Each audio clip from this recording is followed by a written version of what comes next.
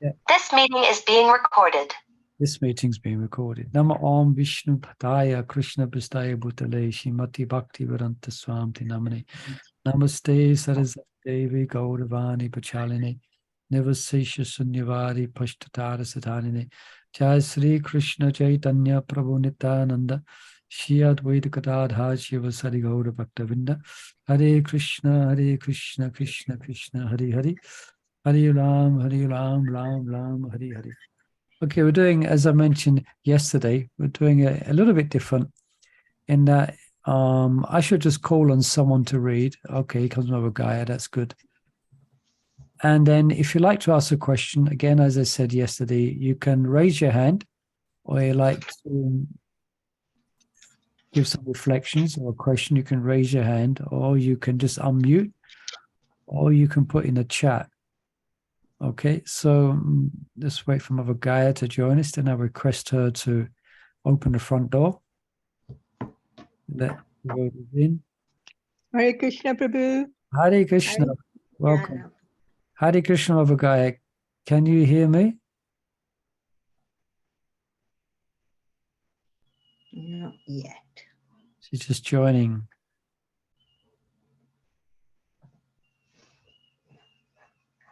Hare Krishna. Hare Krishna, Mother Gaia. Welcome. Hare Krishna. Could I ask you to let people in the front door? Absolutely, yes. Yes. In the virtual front door. Okay. Everyone's got a ticket. I can read this slok if nobody Do you else want is to reading. read this? Do you would like to read this verse in purple? Yes, please. Okay, That's you can do that. Let me share the screen. So where are we reading from? Please? Chapter Yeah. 4, Chapter 4, what verse? text 11. text 11. Okay, Now, thank you. Thank you. it's quite an important verse, quite a well-known verse. I'm sure a lot of you are familiar with this verse. But so let's see. We might just spend the session today on this verse and the purple. Otherwise, we can go on to the next verse as well. The purple is shorter than the last two verses, but there's quite a bit that could be spoken about here. All right. So let's call on them. Mother Chandravali, you can read, and you're familiar with the Sanskrit Okay. as well. This one I am, because we learned it. Yes. Go ahead. Yeah, Let's begin. yatha prapadyante. Okay. Are you okay? Yeah, go ahead. We're waiting. Yatha prapadyante tams tathaiva bhajamy aham. Vartmanuvartante manusyah sarvasah. Translation: as all surrender unto me, I reward them accordingly. Everyone follows my path in all respects, O son of Prtha. Purport: everyone is searching for Krishna in a different aspect of his manifestation.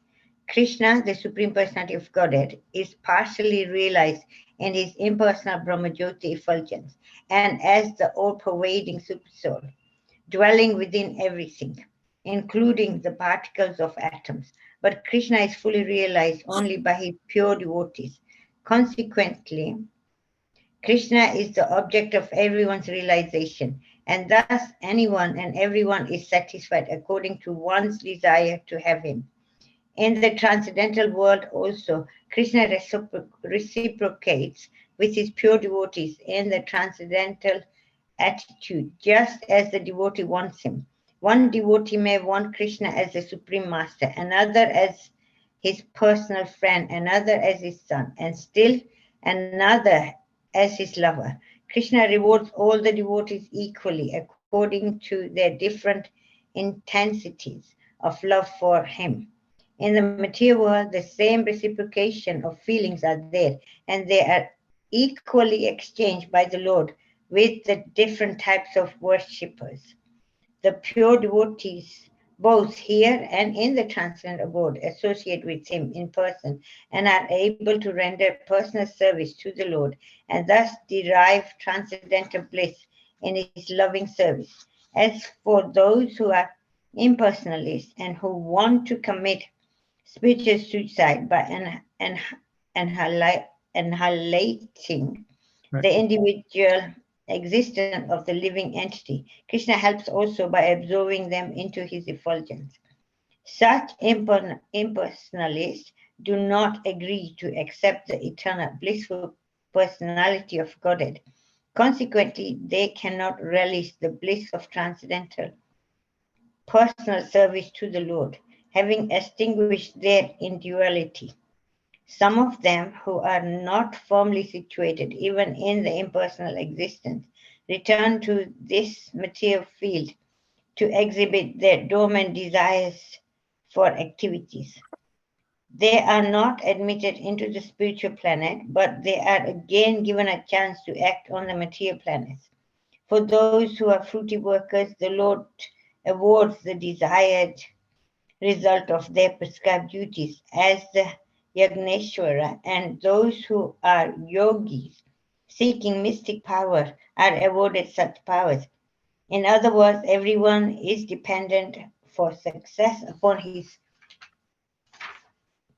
mercy alone, and all kinds of spiritual processes are but different degree of success on the same path. Unless, therefore, one comes to the highest perfection of Krishna consciousness, all attempts remain imperfect, as is stated in Srimad Bhagavatam 2.3.10.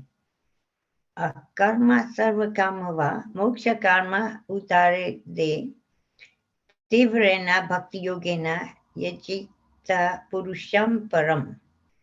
Whether one is without desire, the condition of the devotees, or is desirous of all fruitive result, or is after liberation, one should with all effort try to worship the Supreme Personality of Godhead for complete perfection, culminating in Krishna consciousness. Okay, thank you. Hare Krishna. So that was verse number 11, Hare Krishna, of chapter 4. Specific curiosities or questions about this verse might come. I can give a little quick summary. This is explaining Krishna's, or the Lord's, or Krishna's transcendental benevolence.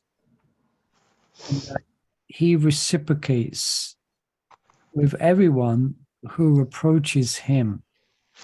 Now, when we say him, he has, although he's one, he has many different aspects.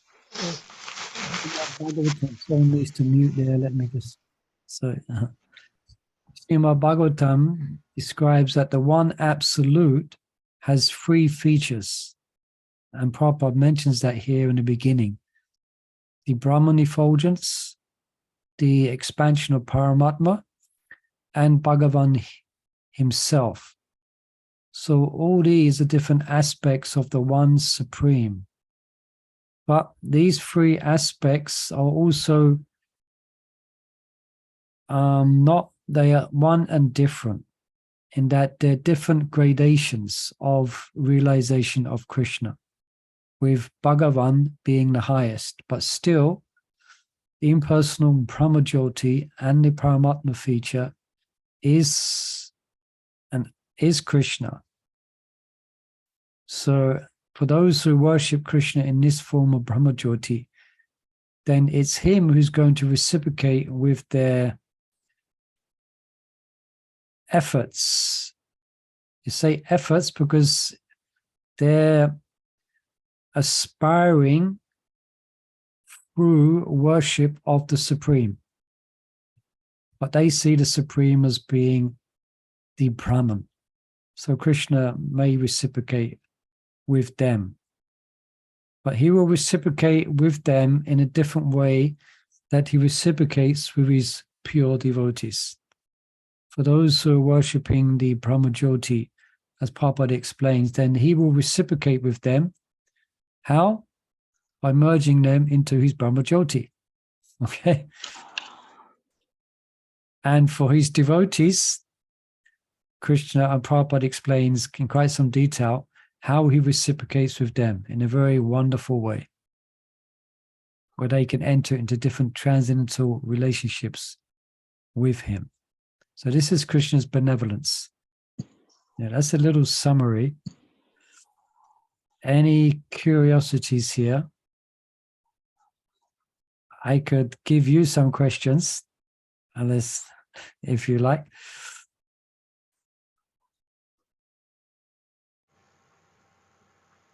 Okay, you ready? Chandravali's not asking any. Yes, we're ready for your questions. Okay.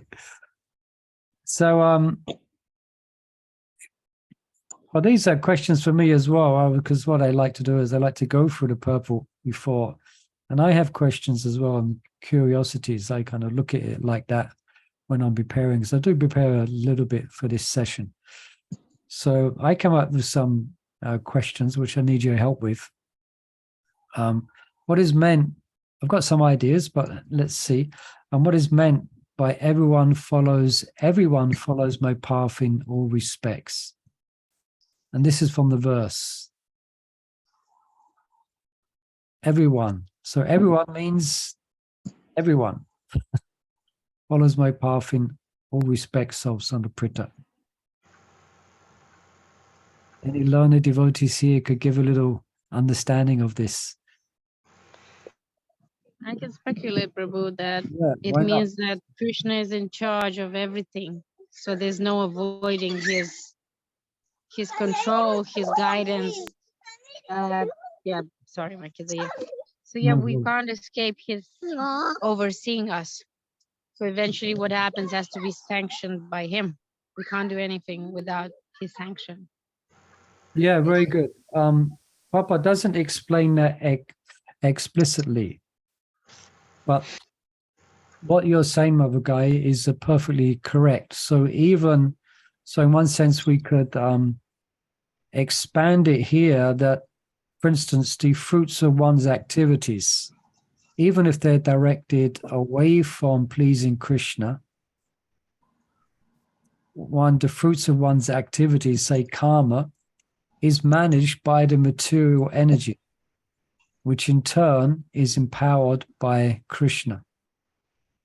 So in that sense, you could say everyone is bound by the laws of nature, which is empowered and directed by Krishna. So Prabhupada doesn't say that explicitly, but from our readings of Bhagavad Gita and elsewhere, we can conclude that he's given everyone different activities. But just one thing, in regards to the material, for the activities of the materialist, Krishna is not actually personally involved. It's handed over to his external energy, yoga.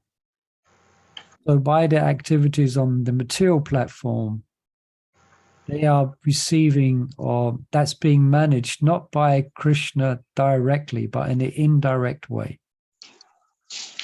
Yes, Mother Partha, I think I cut you off there. Oh, that's okay, Prabhu. I was just thinking, Srila Prabhupada is elaborating there. Consequently, Krishna is the object of everyone's realization. And thus, anyone and everyone is satisfied according to one's desire to have him. So that is why he says, everyone follows my path in all respects.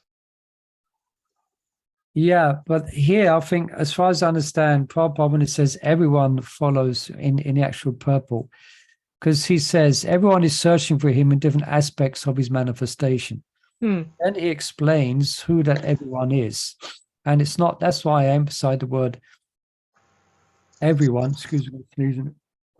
It's gone. But Prabhupada is actually referring to the Brahmavadis, to the yogis, and to the devotees. Yeah, three. That's what he's in the actual purport itself. But Mother Gaia has opened it up a bit. Yeah. So looking into the material realm, that everything is working under Krishna's direction, either directly or indirectly. Mm. And there's lots of ways you could take this verse. There's many different ways you could take it. Yeah. For instance, everyone is searching after happiness. But that happiness can only be really found actually in its source, which is Krishna.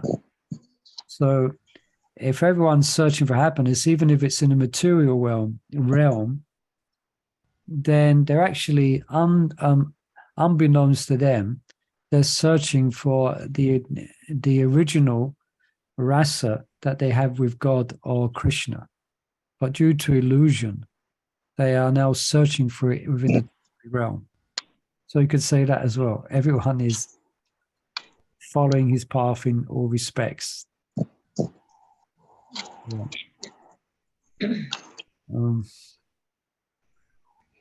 Any other points here or questions?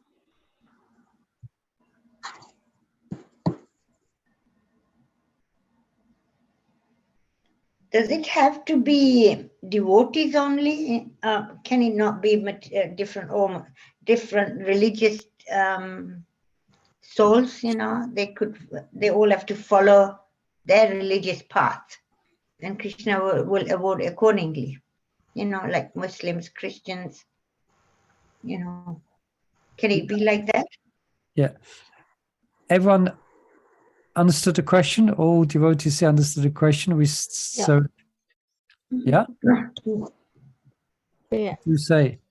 So the Christians going to church and they're praying intently for the mercy of Jesus or the mercy of Mary, and they want to feel some relief from their anxiety, or they may be approaching him for other things. And so is that Krishna reciprocating with them? Yes, because he's the controller. Yes. And actually, I was thinking like that. I remember some time back when I read this verse in Purport. That was that was a conclusion that I had, and I was happy to read an explanation on this verse by Acharya, and he says exactly that. He says that even those who are worshipping under the auspices of the Vedic marg, even Buddha comes under that. Yeah, they're worshipping Ram, Lord Ramachandra, Lord Buddha. But he says even those who are following paths outside of the Vedic culture, I think he uses the word different religion or domination, or not domination, or denomination, excuse me. Different, for instance, there's many different types of Muslims, many different types of Christians. Yeah. So who is it that is reciprocating with them? Well, it's God. And who is God? Krishna. Yeah. So that's why, I mean, I always feel whenever I see a Muslim or a Christian, I feel a sense of brotherhood with them. I feel a sense of kinship. And if they're sincere, then I feel I could have I wish I could, but you often can't.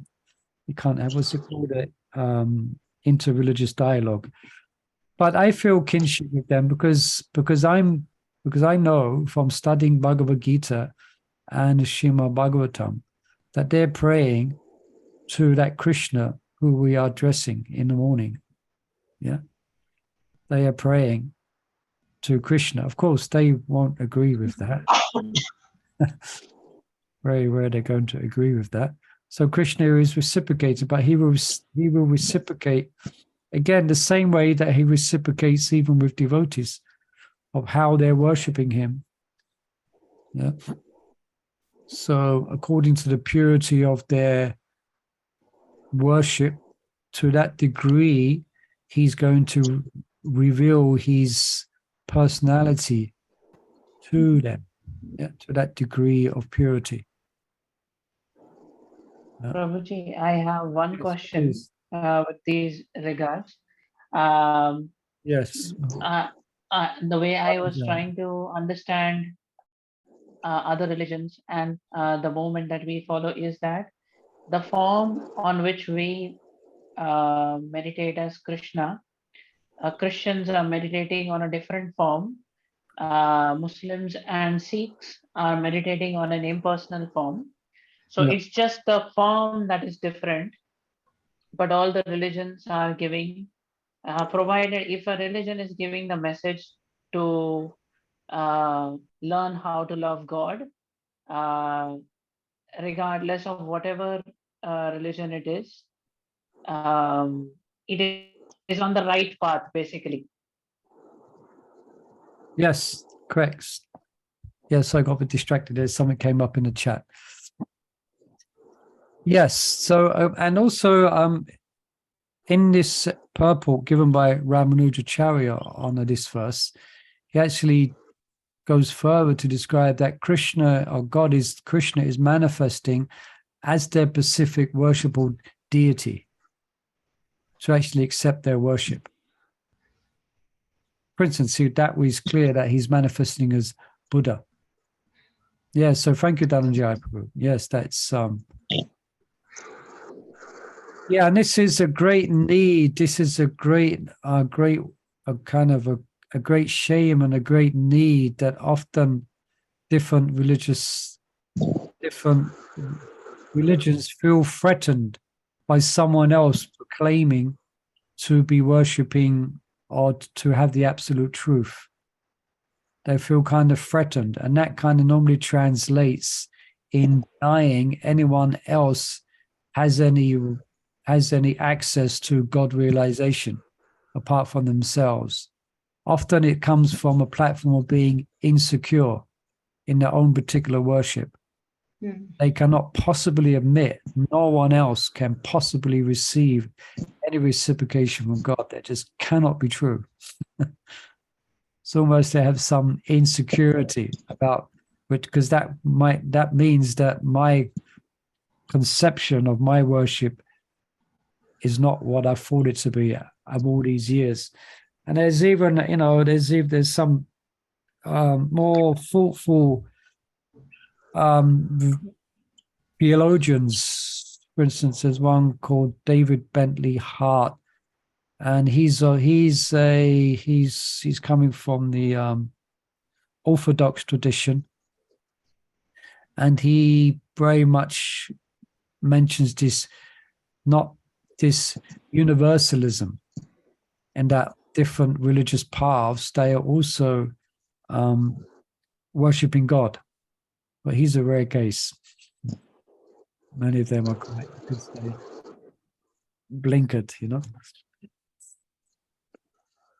All right, did that? I Yeah, wanted please. to add one more point.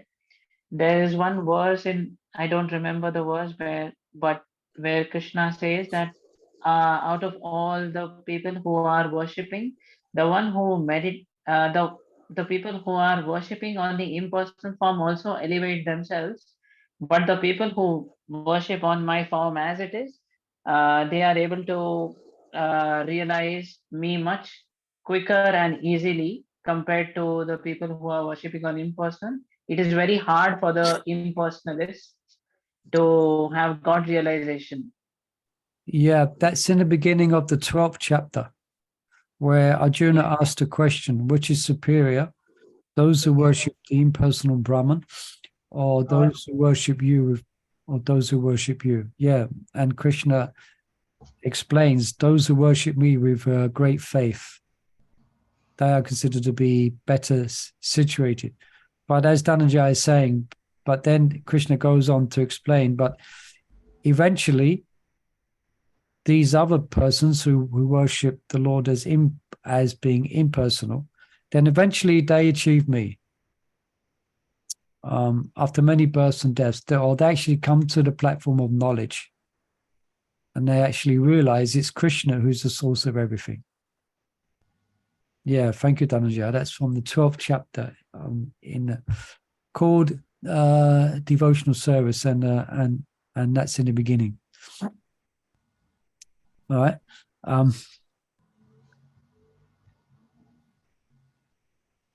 Any other questions here? Otherwise, we can go on to another verse if we like. Well, no, in chapter 2, Krishna explains that the individual soul can never be annihilated, But here in the purport, Srila Prabhupada is saying, as for those who are impersonalists and who want to commit spiritual suicide by annihilating the individual existence of the living entity, Krishna helps also by absorbing them into his effulgence. Yeah, I'm just trying to find that here. Yeah. When the individuality is yeah, I'm extinguished. just highlighting this for everyone here. As for those who are, Okay, what do devotees think of that? It's quite clear that one's individuality cannot be extinguished. At least it's very clear in the second chapter. Second chapter, yeah. Krishna makes that abundantly clear. Cannot be cut by, cannot be cut, not can be withered by the wind, nor burnt by fire. We're all eternally. Krishna explains to Arjuna, nor you, nor the kings, nor any of us shall cease to be. We're all parts and parcel of Krishna. But here, it seems to be indicating, Prabhupada seems to be saying, or he is saying, as for those who are impersonalists who want to commit spiritual suicide by annihilating the individual existence of the living entity, Krishna helps them by absorbing them into his effulgence. And he goes on to say, consequently, they cannot relish the bliss of transcendental personal service to the Lord, having extinguished their individuality. All right, so is it possible to extinguish individuality?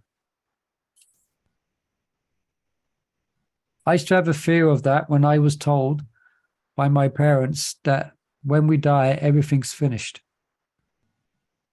And as a young child, I would try and contemplate.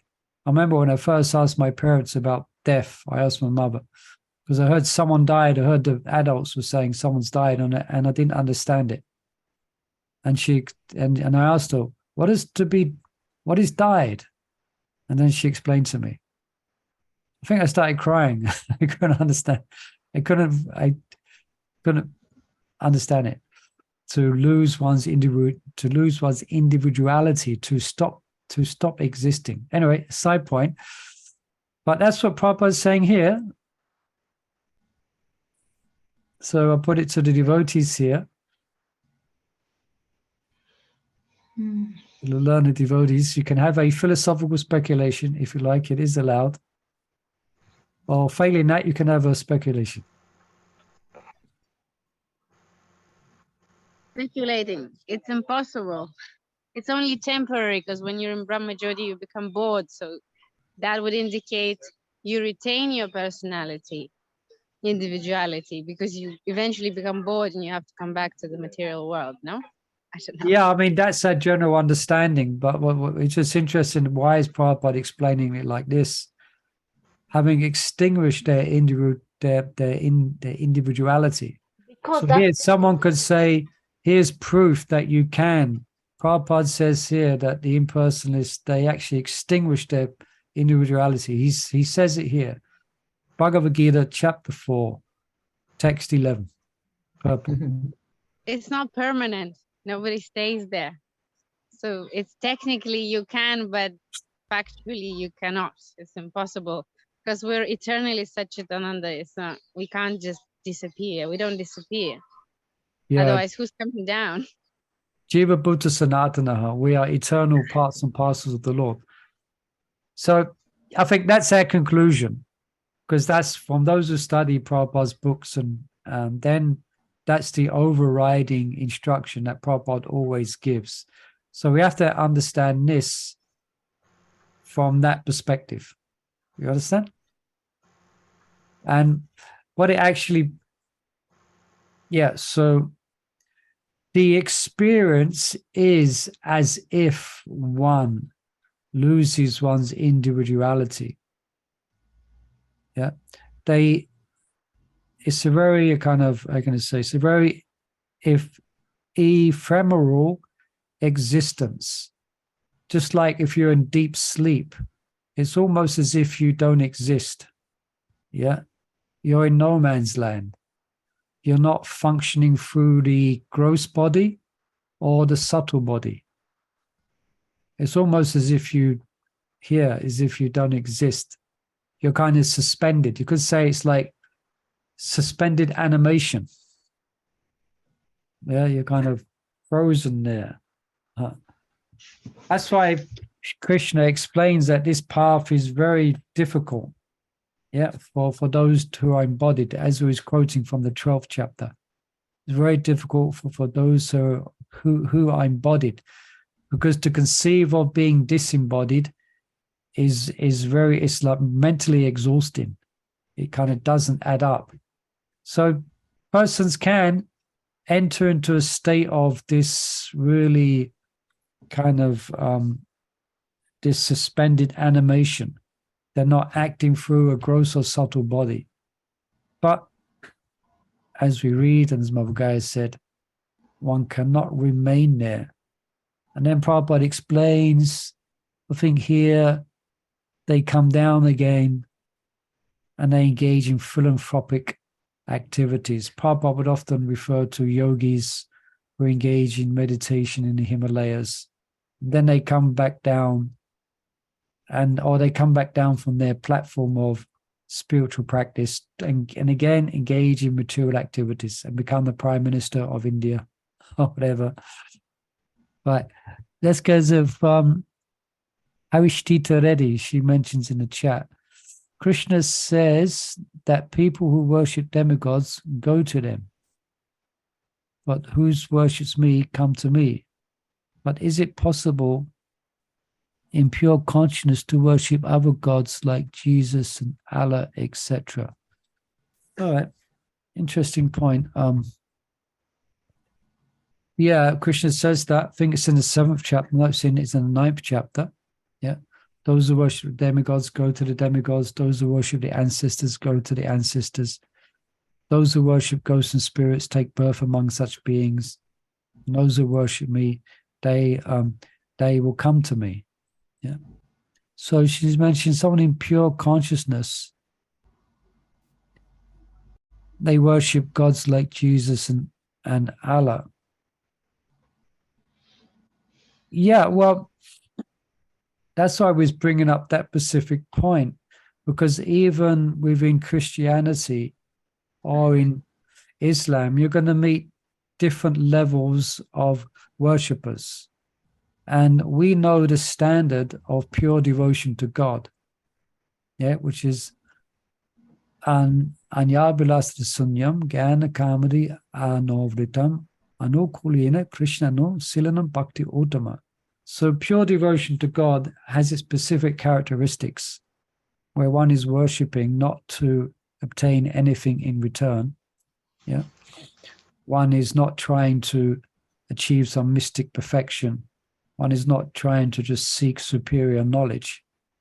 That worship is pure in intent. There's nothing for oneself. So you will find, actually, even in some of the, a lot of the statements by Jesus, then they are statements of pure devotion. Anyone can think of one? Especially Jesus' Sermon on the Mount, for example, to be completely dependent upon the Lord. Yeah. Also, he says, for one who, just run it for one who wants to, for one who's plowing the field, they will never be successful if they look behind them. You understand what that means? That means in order to attain God, you cannot be attached to the past or to the material world that you're leaving behind. You have to go towards him. So I would say that if anyone else has anything on this, you will see, you'll be able to recognize. When I was reading about, also there's one Catholic saint I was reading about a few years ago, and definitely many traits of pure devotion is there. Yeah, being completely dependent upon God. Yeah, Prabhu, I always pure feel, devotion. I just wanted to say this, Prabhu. Yes, Can I say something? you It's can. Yeah. talking about love of God, but Yes, their let's talk about love of God. love of God. But how can this is I know what always you're going to say. Meat eating, etc. you can't do love of God if you not following the proper regulatory principles. So Oh. at least the first thing, killing animals. If said thou shalt not, so how we can understand that love of God and what we are talking is going to be at the same place? It won't be, Yeah, definitely. I'm not saying they're going to achieve the same place. Even on the platform of pure devotion, then there's going to be different levels of attainment or different modes of that worship. Yeah, So like we're quite fortunate that everything is very scientifically explained. Yeah, everything is very scientifically explained. So what is, especially in the nectar devotion, it's described what is pure devotion. But still, we're going to find, again, back to this point, you're going to find persons who are very, very, very devoted. But according to their tradition, according to their knowledge, according to their practice, it may not be as the same sattvic nature as ourselves in regards to eating, for example. But Krishna is going to accept the purity, or he's going to accept their devotion. It's not as if he's going to reject them, because they're following their tradition, and their tradition may not. Where there is some Christians, they're vegetarians. Actually, apparently, they used to be. There's one book describes they used to be. So, how is Krishna going to? Okay, that's how we may see them. We may see them in comparison to us as being, not up to the mark. But but how is Krishna seeing them? As they, yeah. And what do you think Krishna is? Krishna is accepting their worship. Krishna tries to see their intention, Yeah, their sincerity towards following their religion. yeah. That's the point I was trying to make. He's trying to, thank you, Dhananjay. You're trying to have, how did you say it again? Trying to see their Intention and their sincerity. intention. Yeah. Just like us, we're practicing devotional service, but we are maybe practicing mixed devotional service. Okay, we're looking at the Christians and the Muslims for not being up to the grade, but what about us? What is it that's mixed in with our practice? But Krishna just accepts what's the word? We came across that recently. Krishna accepts the essence of a devotee. Bhava grahi janardana. That's it. Bhava grahi janardana. Krishna accepts the essence. Just like Putana. Putana tried to kill Krishna. But Krishna gave her the position of, Putana wasn't a vegetarian either. She used to drink babies. She used to drink young children's blood. But she went back to Godhead. What's going on there? Yeah. So Krishna reciprocated with her, acting in a role as a mother, even though her intentions were crippled, or her intentions were far from pure devotion. So from that perspective, we might be able to understand how Krishna reciprocates with such persons in other faiths who are practicing purely. They're not praying or worshipping to get material things. They're actually praying because they appreciate God. And they're satisfied with their worship, and they're satisfied with whatever the Lord may provide for them. Did that, Mother Devi, did that help Mother Hashtita Reddy? Hope it did. Devi Radhika, she writes, somewhere Srila Prabhupada gives example that just as those who board different trains will end up at different destinations, so will those who follow different paths. Yeah. So the destinations will be different, ultimately. It's not like all paths lead to the same goal. I think Prabhupada said those who worship Jesus will go to Jesus, like that, you know. He said those who worship Ram will go to Ram. Those who worship Nrsingadev will go to Lord Nrsingadev. But it's Krishna who reciprocates with them according to their worship. Harsha Stiti wrote just now, we believe cow killing is sinful. Yeah, but they allow beef eating and stuff. Doesn't it come under violation of regulation of principles? Yes. So they still got some ways to go. But still, amongst the mess of what they're doing, they're offering respect and prayers to God.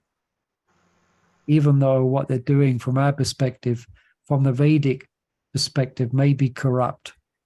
But still, they're better than the Mayavadi who tries to do away with Krishna, or the atheist, or someone who definitely kind of denies God's existence. At least they're praying to God. That's something. But yes, but the reaction will be worse for someone who's aware of the severity and the principle of killing cows. Yeah. The reaction will be worse. Still, there will be a bad reaction, as we know from the scriptures, one who engages in meat eating, etc. But still, that's my conclusion. I don't know. I don't think, from what I understand, Krishna was, as Ramanuja's saying here as well, that an example of Putana, Krishna is known as Bhava Grahita Nadana. So for us, some such things are abominable. But at least they're worshipping. That's why I said, I mean, personally, I feel a kinship when I see a priest or Muslim. I feel like we've got something in common. Not much, perhaps. Well, quite a bit in one sense, but the way of our practice in the detail is quite different. You know, that's anyone else on that? All right. Hare Krishna. Annie, should we go on to another verse? Any other questions here that come up? Yeah, I just want to bring up one more thing here. Prabhupada says, let me just go back here. Yeah, one may want to worship Krishna as the Supreme Master, another as his personal friend, another as his son, another as his lover. Krishna awards all devotees equally according to their different intensities of love for him. That we're familiar with, I think most of us are. But then he says, in the material world, the same reciprocations of feelings are there, and they're equally exchanged by the Lord with different types of worshippers. So that means what is being experienced in the spiritual world through the relationship with Krishna in the spiritual world can also be and is also experienced within the material realm as well. Devotees here in the material realm develop these specific relationships with Krishna. Yeah, because I see, like, Vallabhacharya, the Pushtimag ones, they serve Krishna as a baby Krishna, and, their love is for a baby, Krishna in a baby form. Yeah. So, yeah, and now, so where are they going? Yeah, they're going, they're doing okay. Yeah. Yeah, Krishna reciprocates with them. Yeah, that's why I kind of mentioned in the beginning, this is Krishna's supreme benevolence. Yeah, how he's willing, he wants to reciprocate if anyone. And that's why at the end here, this verse at the end, Kamo Shabo Kamo Moksha Kamo Ovadaradi Tivrena Bhakti Yogina Yajeti Purusham Purusham. This kind of illustrates that. It says, even whether one is without desire or desirous all fruitive activities after liberation, everyone is advised to approach Krishna. But we know to really worship Krishna, you should worship him with anyabalasta sunyam, with no specific material desires. Okay, that's the quality of pure devotion. But because of Krishna's benevolence, everyone is encouraged to approach him, even if you're after material things. Krishna is going to reciprocate with you in such a way that if you approach Krishna rather than the demigods, he's going to reciprocate with you in such a way that you'll be so satisfied that you'll give up your material desires. Yeah. So therefore, everyone should worship Krishna.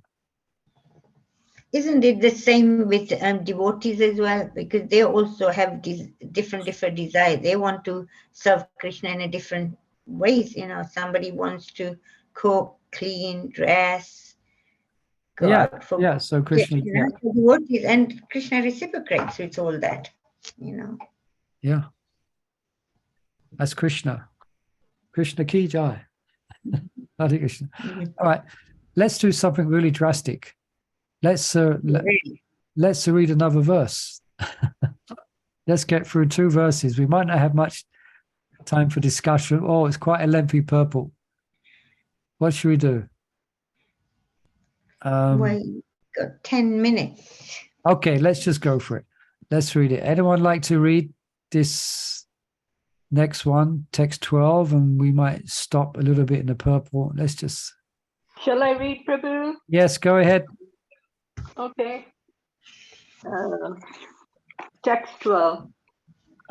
Kan santa karmanan siddhim yuganta ita devata Shipramhi manashe loke siddhi bhavati kamacha.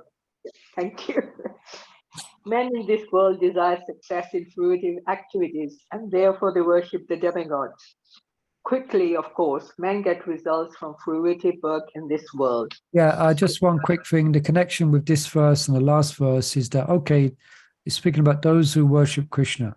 But we see, what about those who worship the demigods? What about them? So that's why this verse is now being spoken. Yes, carry on with the purport. There is a great misconception about the gods or demigods of this material world, and men of less intelligence, although passing as great scholars, take these demigods to be various forms of the Supreme Lord. Actually, the demigods are not different forms of God, but they are God's different parts and parcels. God is one, and the parts and parcels are many. The Vedas say, Nityo Nityam, God is one. Ishwar Parama Krishna, the Supreme God is one, Krishna, and the demigods are delegated with powers to manage this material world. These demigods are all living entities, Nityam, with different grades of material power. They cannot be equal to the Supreme God, Narayan, Vishnu, or Krishna. Anyone who thinks that God and the demigods are on the same level is called an atheist or Pasandit. Pasandi is it, Prabhu? Pasanda? Yeah, Pasandi. Pasandi. Pashandi. Yeah, it's Pashandi. Thank you, Dhamja. Okay, Pashandi. Even the great demigods like Brahma and Shiva cannot be compared to the Supreme Lord. In fact, the Lord is worshipped by demigods such as Brahma and Shiva, Shiva Viranchi Nutyam. Yet curiously enough, there are many human leaders who are worshipped by foolish men under the misunderstanding of anthropomorphism or zoomorphism. The Devta denotes a powerful man or demigods of this material world, but Narayana, Vishnu, or Krishna, the Supreme Personality of Godhead, does not belong to this world, is above or transcendental to material creation. Even Sripad Shankaracharya, the leader of the impersonalists, maintains that Narayana or Krishna is beyond this material creation. However, foolish people, Hirta Jnana, worship the demigods because they want immediate results. They get the results, but do not know that results so obtained are temporary and are meant for less intelligent persons. The intelligent person is in Krishna consciousness, and he has no need to worship the paltry demigods for some immediate temporary benefit. The demigods of this material world, as well as their worshippers, will vanish with the annihilation of this material world. The boons of the demigods are material and temporary. Both the material world and their inhabitants, including the demigods and their worshippers, are bubbles in the cosmic ocean. In this world, however, human society is mad after temporary things, such as the material opulence of possessing land, family, and enjoyable paraphernalia. To achieve such temporary things, people worship the demigods or powerful men in human society. If a man gets some ministership in the government by worshipping a political leader, he considers that he has achieved a great boon. All of them are therefore knowing to the so-called leaders of big guns in order to achieve temporary boons, and they indeed achieve such things. Such foolish men are not interested in Krishna consciousness or the permanent solution to the hardships of material existence. They are all after sense enjoyment, and to get a little facility for sense enjoyment, they are attracted to worship empowered living entities known as demigods. This verse indicates that people are really interested in Krishna consciousness.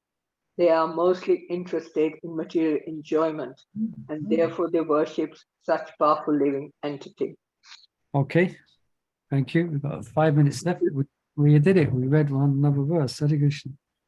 So this is the, I think this may be this is mentioned a few times in Bhagavad Gita. Krishna mentions about the demigods. It's mentioned in chapter 7 and also in chapter 9. Yeah. So in here, any questions or comments on this?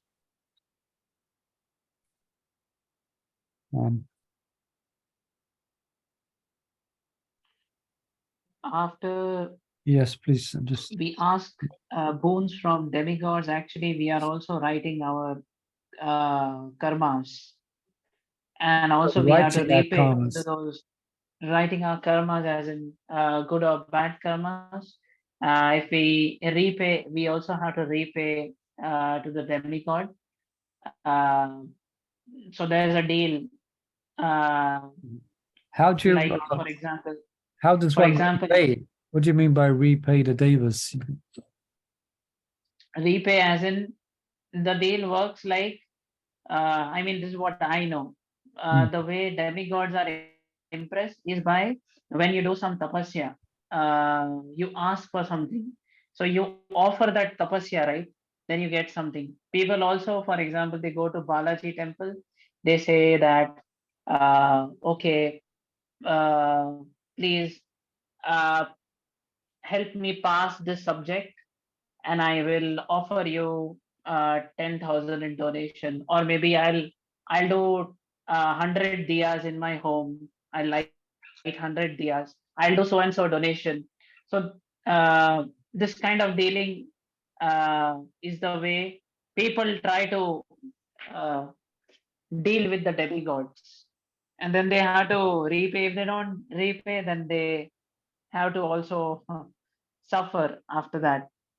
I mean, this is my knowledge. Yeah, but there you describe like Balaji, so that's a form of Krishna. So in other words, persons take the same materialistic concept and ideas when they walk into a Krishna temple. But at least as that verse, they do with Krishna or with any other demigods as well. Yeah, but at least they're coming to Krishna, as explained in the verse at the end of the purport in the last one. You know, kamo shava kamo va, moksha kama ova daradi. So at least they're approaching Krishna. So with that, because by approaching Krishna, even though it's impure, if they're graced by the association of the devotees, then their motivation will become purified. And that hopefully we may have experienced that. We came to Krishna, Chatur Vanyamaya Shishtam, for different reasons. But the reason we come is not the reason we stay, you know. The reason we become purified of it. But worship of the demigods, generally, you cannot, as Prabhupada, I think he explains that when bhajate, worship, can only really be spoken of in relationship to Krishna. So in other words, worship of the demigods is all, although it's part of the Vedic marg, it's part of the Vedic path, it is nonetheless, it is materialistic. Yeah. As you're saying, Dhananjaya, that's the motive. Say to worship different devas in order to, or I mean, I know there's a couple of persons I know, and they come to the temple to soak in the spiritual atmosphere, so their business will go well. You know, they kind of come to show God that, look what type of person I am. I've come to the temple, and look what I've come. I've sacrificed my time, so hopefully I'm going to strike this business deal. It's going to come off. I mean, there's one friend of mine. He's a friend of mine. He was a practicing sadhaka. He's not so practicing in the same level he was before, but he's quite honest why he comes to the temple, because he you know, he's doing bad in business, so he wants to come. He comes to the temple, and Prabhu, of course, and these persons ask me to pray for them. You know, of course, what do I say to Krishna? I mean, I don't pray for them to be successful. I pray to them to become pure devotees. Sorry. I was just thinking to share. I see lots of black sesame seeds coming, offering to the Lord all the time. Black sesame seed, most of the What many did you say? Black? I missed that. sesame seeds. Oh, sesame. That's indicative of worship of devas for material purposes. Yeah. Yeah. Yeah. So yeah. So And I have a question. Aren't they actually, I read somewhere astrologically that demigods can't give you something that don't belong to you. So they take from your future and they give it to you now. But really, you won't get it in okay. the future. Yeah, I think it's from George's perspective. I can't remember where I heard this, but they can't Well, give you something that doesn't belong to you. So you won't get it later. They just pull from your future and give it to you now. Basically, that's what I read somewhere. there you go. That's something to keep in mind. I didn't know that, but thank you. All right. Don't quote me on that, but I read it No, somewhere. it sounds kind of variable. All right, it's 7 o'clock. What would do? Prabhuji, there was a question on the chat. Please. If you could just clarify that as well. Is it Krishna? Can you just is this from Dhananjaya? Is this your one? No. The one sent by Harshita. I The think one, we've answered that. I tried answer. Yeah. I think we've covered that. We believe that cow killing is sinful, but they allow beef eating and stuff. Doesn't it come under violation of regulative principles? I think we answered that, didn't we? No, the latest one is Tirupati Balaji, an incarnation of Krishna. That one. Oh, okay. Why can't I see it? I must be doing something. I can't see The that. last one. Is it Krishna? This is from you, isn't it, Dhananjaya? Anyway, the question is, again, is Balaji? Ask the question again because I can't see it. So, is Tirupati Balaji an incarnation of Krishna or demigod? As far as I know, Because it's here in Krishna. South of, As far as I understand, Yeah. it's Krishna. Anybody else has been to Tirupati? Balaji is Krishna. I'm sure it's Krishna. It is not he is not a demigod. But people, yeah, it is Oh, Krishna. no, he's not a demigod, it's Krishna. it's Krishna, yeah. Yeah. But the worship of Tirupati Balaji might be quite mixed. It may not be. For some, it may be, but for most, they're approaching because they give in order to get. Yeah. Okay. All right. Let's pause there for today, and thank you for joining us. And we'll pick up from next week. We might have a little visit of this verse. Any questions come up from the one we just read? We didn't spend much time on it. But anyway, let's see how it goes. So thank you, everyone. And let's thank everyone for joining. It's difficult to thank everyone for joining at the beginning because everyone's joining at different times. So thank you for being with us. We had, how many do we have today? We've got 10 now. There's a few more before that. So if you have any further questions or insights on our discussion, you're welcome to put on the comments when it goes up on the YouTube, if you like. Or you can contact me directly by my email. You have that. And you can ask any questions and we can try and answer. We can try and serve you. Okay, thank you, everyone. Look forward to being with you next Tuesday for our exciting reading of the Bhagavad Gita as it is by His Divine Grace. A.C. Bhaktivedanta Swami Srila Prabhupada ki jai. Hare Thank you. Krishna. Hare Hare Hare Bo, Krishna. everyone. Hare Krishna, Krishna Krishna, Hare Hare, Hare Ram, Ram Ram, Hare Hare. Thank you, And with Prabhu. Hare